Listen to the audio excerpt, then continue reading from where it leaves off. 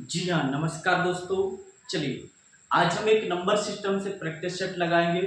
जो कुछ आपके लिए पिछले क्लास में हमने पढ़ाया उसका आप रिवीजन करके ये आप प्रश्न सॉल्व करके देखिए। चलिए देखें, आप फर्स्ट क्वेश्चन देखिए, फास्ट सॉल्व करेंगे। तो 11 से कोई संख्या विभाज्य कब होगी?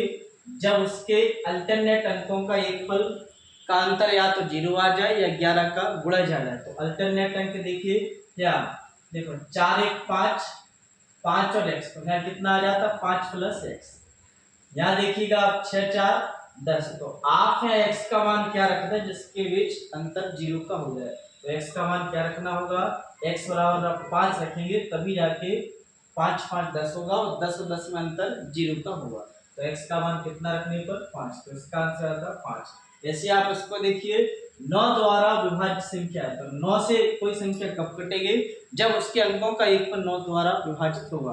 तो आप अंकों का एक फल देखें तो 6 5 11 1 12 13 2 15, क्या 15 में 9 से भाग जाएगा? नहीं जाएगा। इसको देखें 8 9 17 4 21 4 25 5 30, 30 में क्या 9 से भाग जाएगा? नहीं जाएगा। इसको देखें आप 9 4 13 6 19 5 24 3 27, तो 27 में बिल्कुल 9 से भाग चला जाएगा। क्या आंसर आएगा? सी। इसको आप देख लो चेक करके। तो 8 5 13, 13 5 18, 5 23 और 6 29, 29 में क्या 9 से भाग जाएगा?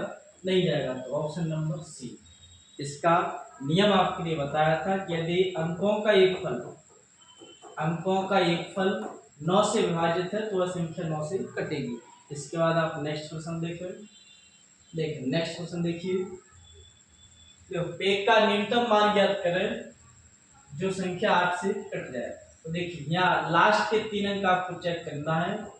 तो लास्ट के 3 अंक हैं, तो यहाँ पे का न्यूनतम मान रखना है। पे का मान अगर आप 0 भी रख देंगे तो संख्या बनेगी 048। क्या ये 8 से विभाजित नहीं है?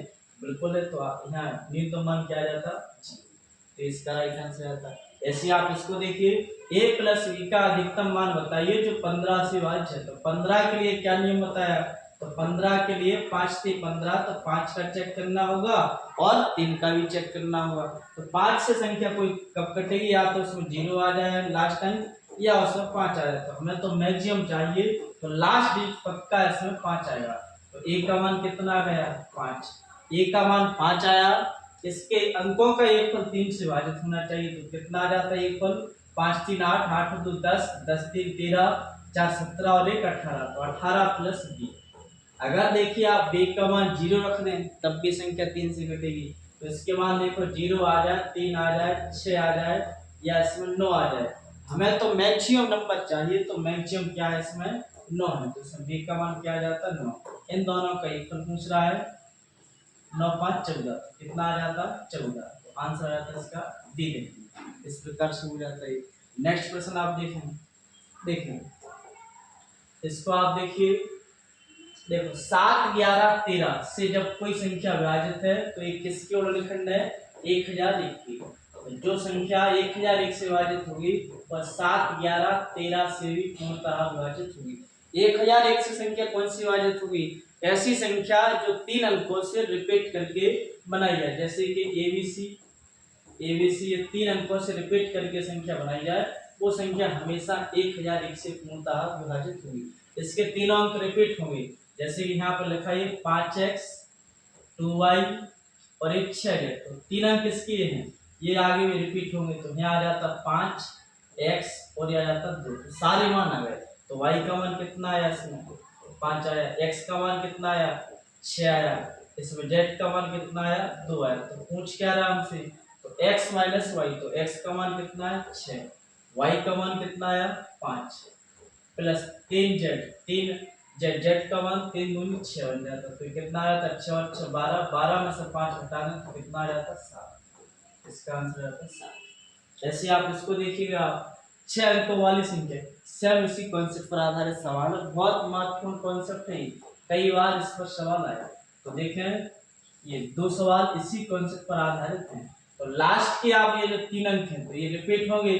तो है x y z, तो x का मान कितना रिपीट लिखेंगे? 4 7 9, तो x का मान 4 आ जाता, y का मान इसमें 7 आ जाता और z का मान कितना आ जाता? 9। पूछ क्या रहा है हमसे? पूछा इसमें y plus z upon x, ये हमसे पूछ रहा है। तो वाई का मान कितना है 7, जेड का मान 9 है, एक्स का मान इसमें 4, तो 9 7 16 बटे 4 कितना आया था 4 4 16, यह मान आया था 4। तो B option is the right answer. ऐसे आप नेक्स्ट क्वेश्चन देखिए, देखिए फास्ट हल करना है। देखिए यहाँ 6 अंकों वाली संख्या, वही सेम कॉन्सेप्ट पर आधारित है, बहुत महत्वपूर्ण है, इसलिए 3 सवाल आपको करवाए। तो 7 11 13 से विभाजित होने वाली संख्या 1001, तो ये तीनों के गुणनखंड है। तो इससे संख्या कब कटेगी, जब इसके 3 अंक रिपीट होंगे। तो ऐसा बन जाता 5 यहाँ आ जाता जेड और 3, तो ये मान आ जाता एक्स का मान 5 आ जाता, और इसमें जेड का मान 4 आ जाता, और y का मान इसमें 3 आ जाता है, ये इसके मान आ जाते हैं।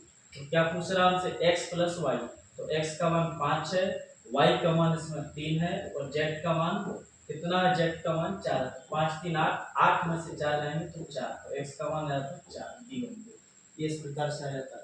जैसे आप इसको देखिए 8 से विभाजित करने पर शेषफल क्या होगा, तो 8 से विभाजित होने के लिए लास्ट के 3 अंक चेक करना है। तो 127 में आप 8 से भाग दे के देख लो, जो शेषफल बचेगा वही पूरी संख्या का शेषफल आएगा।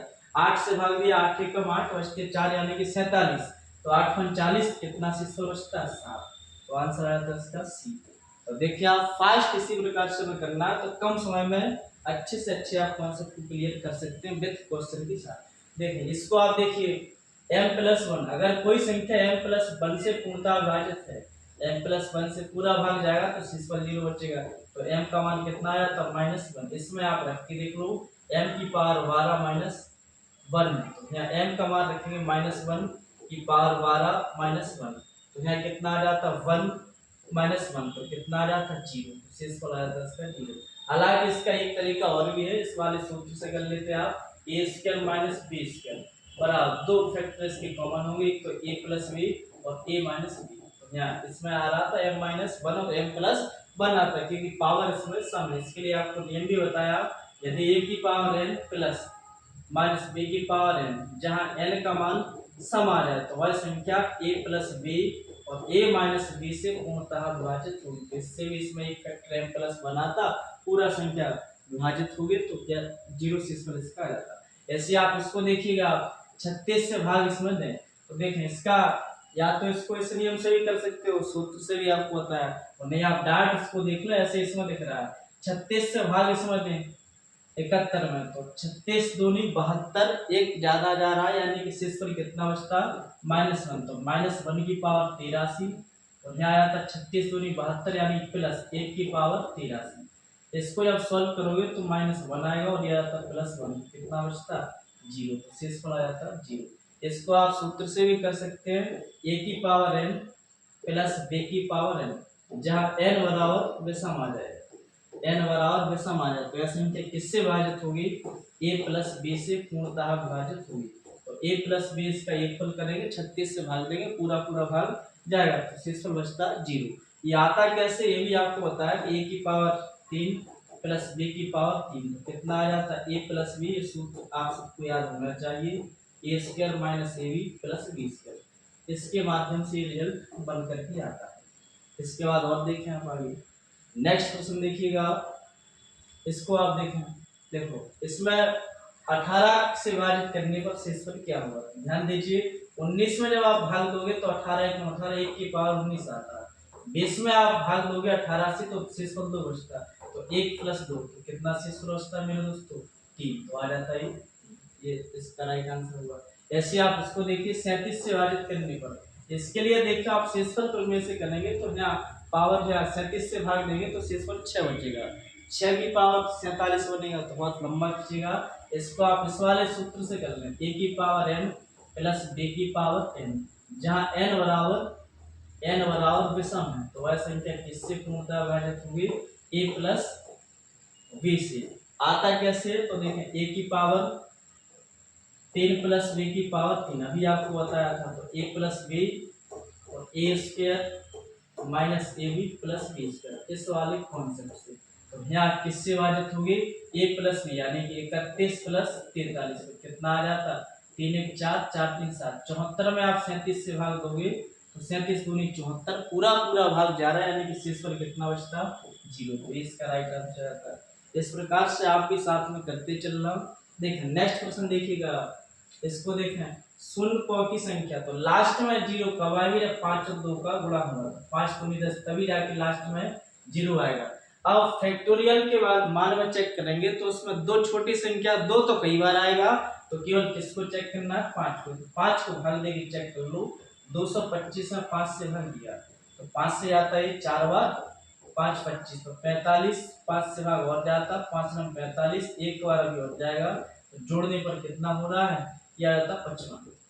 कितना आ जाता 55, तो इसका राइट आंसर आता है 55। ऐसे आप इसको देखिए, इसमें शून्यों की संख्या जितने 5 और 2 होंगे उतने इसमें जीरो होंगे, तो 5 की पावर बड़ी है तो 5 तो कई बार आया, 2 को चेक कर लो तो इस 6 को लिख सकते हैं 2 बड़ा 3, तो इसकी पावर आ जाती 10।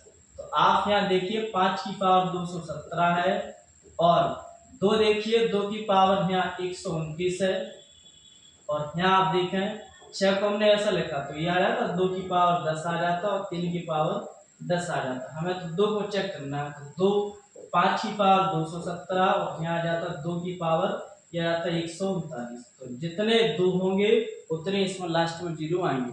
5 तो देखो 217 बार आया, लेकिन 2 केवल 139 बार ही आया, तो लास्ट में कितने जीरो आया थे, 139। तो इसका राइट आंसर आ जाता 139, 139। और ध्यान दीजिए, इसको आप साथ में करते चल रहा हूं। देखिए इसको देखिएगा, तो गुणनखंडों की संख्या ऐसा पूछ रहा है, समगुणनखंडों की संख्या। देखिए इसको क्या ऐसा लिख सकते हैं, 200 गुणा 9, 200 गुणा 9 ऐसा आप लिख सकते हो। 200 को भी लिख लो आप 25 अट्ठे 200, यानी कि 25 को लिख ले 5 की पावर 2 और 8 के लिए 2 की पावर 3 और 9 के लिए लिख लो 3 की पावर 2, ऐसा इसको हम लिख सकते हैं। पूछ क्या रहा है हमसे, इवन फैक्टर बता दो, तो सम गुणनखंड निकालने के लिए एक संख्या 2 को बाहर निकाल लो, बाकी घात में एक एक प्लस करके सॉल्व कर लो। 2 को बाहर निकालना तो यहाँ 5 की पावर 2 और यहाँ बचता 2 की पावर 3 है, तो अब 2 बचेगा, तो और 3 की पावर 2, क्योंकि सम संख्या का होना जरूरी है। तो एक 2 को बाहर निकाला तो अब पावर में एक ही जोड़ो, 2 और 1 3 आ जाता, या 2 और 1 3 आ जाता, और ये 2 और 1 3 आ जाता, तो कितना आ जाता, ये आ जाता 27। कितना आ जाता 27, तो गुणनखंड आ जाते 27।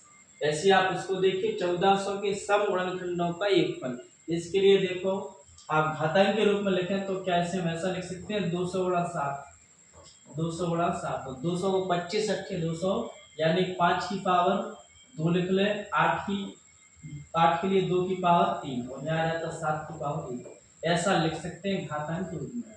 5 का 25, 25 अट्ठे 200, 200 गुणा 7 यानी कि 1400 आ जाता है।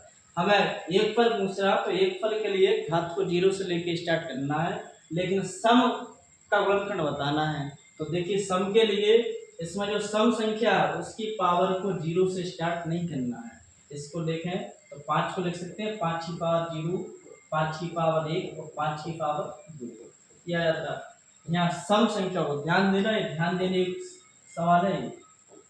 देखें तो सम के लिए पावर 0 से स्टार्ट नहीं करना है, तो 2 की पावर 1, 2 की पावर 2 और 2 की पावर 3, इतना आ जाता है।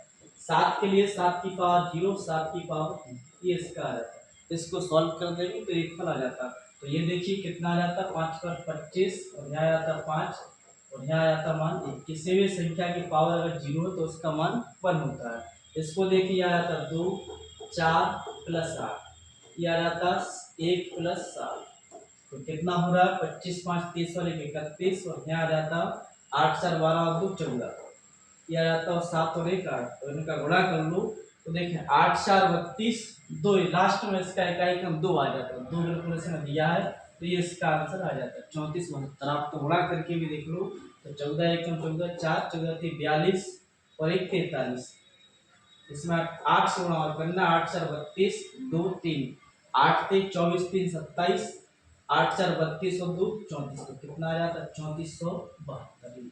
गुणा करने की भी आवश्यकता नहीं थी, आप इकाई का अंक मैच कर सकते थे, इस तरीके से आ जाता। इसके बाद नेक्स्ट क्वेश्चन देखें आप, इसको देखें अभाज्य गुणनखंडों की संख्या। तो अभाज्य गुणनखंड के लिए क्या बताया, डायरेक्ट घातों को ऐसे प्लस करना है, तो पहले इसको प्राइम फैक्टराइजेशन बदल लो। 23 को लिख सकते हैं इसके लिए, ये 3 गुणा 5, 5 3 15 दूनी 30, 30 को ऐसा लिख लें इसकी पावर कितनी है 5 है। इसके बाद 24 को लिख सकते हैं 8 के 24, 8 को भी 2 की पावर 3 लिख लो और ये 3 8 24, 3 की पावर 1, ऊपर से पावर इनकी पहले से 5 है, ऐसा ही लिखा है। देखें तो इसको और सरल करें तो है कितना आ जाता है 3 की पावर 5 और यहाँ 5 की पावर 5 और ये 2 की पावर 5, ऐसा आ जाता है। इसको सॉल्व करेंगे तो 2 तो 5 की 15 आ जाता और 3 की पावर यहाँ आ जाता 5 गुना 5। फाइनली आप देखिए 3 की पावर कितनी है, ये 5 है और 5 है तो 5 5 10 है। 5 को देखें आप 5 की पावर 2 है तो 5 की पावर 5 तो यह आता है 2 की पावर 5 है और 2 की पावर 15 है तो 15 5 20 आ जाता है। 2 की पावर 15 5 20 तो इतना आ जाता है। अभाज्य गुणनखंड के लिए डाट घातों को ऐसे प्लस कर दो तो कितना हो रहा है 20 10 30 5 35, तो अभाज्य फैक्टर कितने आ जाते हैं 35। तो इसके लिए तो आप पिछली क्लास देख लेना गुणनखंड के लिए, उसमें सारी चीजें आपको बताई थी। तो इसका क्या आंसर आता 35, तो ये इसका आंसर आता है। जैसे आप इसको देखिए 840 के गुणनखंडों की कुल संख्या बता दो, उसमें एक और संख्या स्वयं को छोड़कर। तो देखिए 840 के लिए पहले तो आप प्राइम फैक्टराइजेशन लिख लो। तो देखो इस 840 को हम ऐसा लिख सकते हैं 21 गुणा 40 को है ना 21 4 84, 840 आ जाता। इसको भी आप ऐसे लिख लो 7 के 21 तो 7 की पावर 1 और 3 की पावर 3। 40 को लिख सकते हैं 5 8 40 यानी कि 5 की पावर 1, 8 को 2 की पावर 3, ऐसा आ जाता है। इसमें कुछ जोड़ने पर आगे बनेगा नहीं बनेगा, तो बस टोटल संख्या निकालना, कुल गुणनखंड आप उसकी निकालेंगे तो कैसे आ जाता है घात में एक एक प्लस करना है। यहाँ आ जाता 2 2 प्लस करेंगे 2, यहाँ आ जाता 3 और 1 4, तो कितना बन रहा है 2 दूनी 4 4 दूनी 8 8 4 32, तो कितना आ जाता 32। लेकिन ध्यान दीजिए आंसर इसका 32 नहीं है, क्योंकि इसमें संख्या एक को छोड़ना और संख्या स्वयं के लिए तो 2 माइनस कर दो तो कितना आ जाता है 30। तो इसका राइट आंसर क्या आ जाता है। नहीं तो क्या है कि जल्दबाजी में ये गलत होने के चांस रहते, तो ध्यान से सवाल को आप पढ़ेंगे कभी गलत नहीं हुआ। इसके बाद देखिए नेक्स्ट क्वेश्चन, इसमें देखिए क्या कह रहा है 729 के कितने गुणनखंड पूर्ण वर्ग होंगे। पूर्ण वर्ग के लिए क्या बताया, पावर के लिए 2 के रूप में लिख के घात में एक एक प्लस करना है। 729 को देखो ये अच्छे से याद है कि 9 का क्यूब है, सबको याद होगा ये 729 कितने का क्यूब है 9 का क्यूब है। इस 9 को लिख सकते हैं 3 की पावर 2 और इसकी पहले से पावर है 3, ऐसा यानी कि फाइनली हमें कितना मिला 3 की पावर 3 दूनी 6। ये 729 का मान क्या होता है 729 को लिख सकते हैं 3 की पावर 6। अब उससे पूर्ण वर्ग पूछ रहा है तो पूर्ण वर्ग के लिए 2 2 की जोड़ा बनना कंपलसरी है, तो 2 2 की जोड़ा बनाएंगे तो 3 की पावर 2, तो ये बन जाता ऊपर घात कितनी बचती 3, तो 3 दूनी 6 बिल्कुल सेटिस्फाई हो रहा है। इसकी घात में 1 प्लस कर दो तो 3 प्लस 1 तो कितना आ जाता 4, तो इसके 4 पूर्ण वर्ग गुणनखंड होंगे, तो ऑप्शन नंबर बी होंगे। हो सकता है ये आपको समझ में ना आए, तो इसके लिए आप पिछली क्लास देखिए, इसमें आप चाहो तो अभी देख लें कॉन्सेप्ट देखिए। जब आपसे पूर्ण वर्ग के लिए पूछा जाए, पूर्ण वर्ग के लिए पूछा जाए तो पूर्ण वर्ग के लिए a की पावर 2 b की पावर 2 और ये c की पावर 2, सब पावर को आपको इस फॉर्म में लिखना होगा और इनकी पावर जो भी होगी पे मान के चलो इसकी पावर q है, इसकी पावर मान लो r है, तो घात में एक एक प्लस करना है तो p + 1 और यहाँ आ जाता है q + 1 और यह आता है r + 1, इस तरीके से हो जाता है। तो ध्यान रखना कॉन्सेप्ट इसका क्या है, पिछली क्लास में ये सब कुछ आपको डिटेल से बताया है। इसके बाद इसमें देखिए इसके कितने विषम गुणनखंड हैं, गुणक यानी गुणनखंडी पूछ रहा है। तो विषम गुणनखंड के लिए इसमें केवल और केवल विषम संख्याएं लेनी, ये सारे नियम आपको पढ़ा चुके हैं। विषम संख्या इसमें इस 2 को नहीं लेंगे 3 को लेंगे 5 और 7, यानी कि 3 की पावर 5, 5 की पावर 4 और 7 की पावर 6। पावर में एक प्लस कर दो तो 5 और 1 6, 4 और 1 5, 6 और 1 7, तो ये आ जाता है तो 6 5 30, 30 गुणा 7 कितना आ जाता है 210। टोटल फैक्टर्स क्या जाते हैं 210, इस तरीके से हो जाता है। और देखिए लास्ट के रात के प्रश्न और है अभी, देखिए इसको देखिएगा भाग से संबंधित भी आपको बहुत जबरदस्त कॉन्सेप्ट आपको बताया है, तो चाहे तो आप एक बार और देख लो। देखें जब भी आपसे कहा जाए कि क्या घटाया जाए, तो घटाने के लिए डायरेक्ट शेषफल को कम करना है, और जोड़ने के लिए कहा जाए तो भाजक और शेषफल का अंतर हमें जोड़ना होगा। तो आप देख लीजिए शेषफल कितना बच रहा है, तो 1184 में भाग दिया 21 से, तो 21 से भाग इसमें देंगे तो कितनी बार जा रहा है, देखें 21 पंचे 105, तो 5 बार जाता 105, कितना बच रहा है शेषफल 13, अंक उतारें इसका 4 आ जाता है 134, अब कितनी बार जाता है, तो 21 से आता है 6 बार, तो कितना आता है 126, तो कितना शेषफल बच रहा है 8, तो शेषफल कितना बचा है 8। तो अगर ये 8 शेषफल नहीं बचता तो यह संख्या पूरी तरह से विभाजित हो जाती। तो जब भी घटाने के लिए कहा जाए, घटाने के लिए कहा जाए तो डायरेक्ट शेषफल को कम करना है, क्या घटाना होगा 8, तो इसका आंसर आता है। अगर इसमें कहा जाता है जोड़ने के लिए, तो जोड़ने के लिए क्या करते हैं, तो इसमें भाजक और ये शेषफल का अंतर, इन दोनों के बीच अंतर कितने का है, ये आ जाता 13, अंतर कितने का है 13। तो अंतर जब भी जोड़ने की बात की जाए तो भाजक और शेषफल का अंतर, भाजक और शेषफल का अंतर, शेष का अंतर, तो ये जोड़ने के लिए कहता तो 13 आंसर आता, और घटाने के लिए इसका आंसर आता 8। ऐसे आप इसको देखें, ये भी सेम वैसे सवाल है, 29 से पूर्णतः विभाजित है तो क्या घटाया जाए, तो जो शेषफल बचेगा उसको हटा दीजिएगा, तो कितना 1265 में भाग देना है 29 से, तो 29 से भाग दें कितनी बार जाता है, तो 29 4 116, तो यह जाता है 116, कितना शेषफल बचा 10, तो हम बताते 5 का, 29 से अब कितनी बार जाता है, तो 29 3 87, 87 शेषफल कितना बच रहा है, ये बचता 13, ये 13 का ये आता 18, तो 15 में 7 जाते 8, यहाँ आता 9, 10 में से 9 आता 1, तो शेषफल कितना बच रहा है 18। तो अगर ये शेषफल 18 नहीं बचता तो ये संख्या पूरी कट जाती, तो शेषफल आ जाता है इसका 18, तो शेषफल 18, तो कितना घटाने पर 18, तो आंसर आता है इसका 18, तो ये राइट आंसर आ जाता है। इसके बाद देखिए आज के लिए जो भी इसमें सवाल करवाए इनका आप एक बार फिर से कीजिएगा, तो ये कॉन्सेप्ट जब तक आपको क्लियर नहीं होंगे तो आप सवाल को नहीं बना पाएंगे। बार बार क्लास को देखिए, जो पिछले क्लास है उसको भी आप रिपीट करके देखें, जहाँ किस प्रकार से कॉन्सेप्ट लगाना है, क्या सवाल कह रहा है, ये चीज़ें आपके लिए बार बार बताइए। आप भी करोगे तो आपसे भी ये चीज़ें सब बनने लगेंगी, धीरे धीरे सब कुछ हो जाएगा। चलिए तो आज के लिए इतना ही, मिलते हैं नेक्स्ट क्लास में। जय हिंद जय भारत।